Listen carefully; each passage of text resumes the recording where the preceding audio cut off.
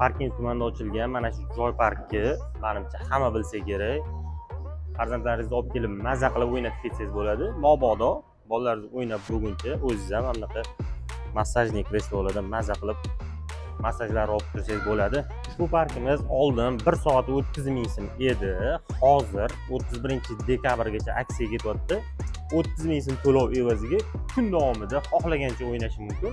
Ish vaqti ertalab 9 dan kechqurun 22:00 gacha.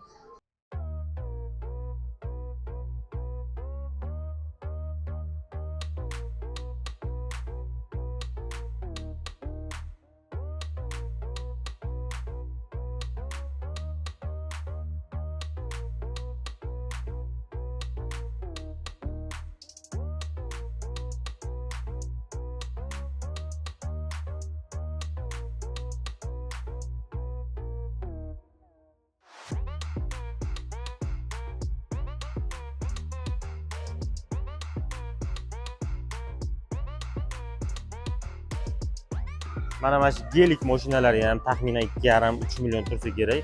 1-noyabrdan 31-dekabrgacha har hafta mana shular bittasi o'ynaladi.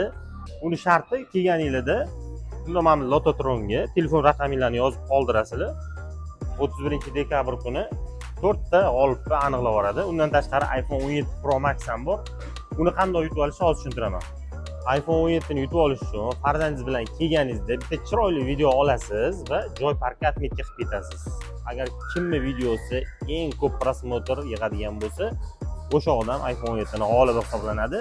31-dekabr kuni g'olib aniqlanadi. Manzil Parkent tumani markaziy chorrahasini shunday yonida 2 qavatda joylashgan bolalar maydonchasi. Aniqroq aytsak, Anvar otani shunday ro'parasida.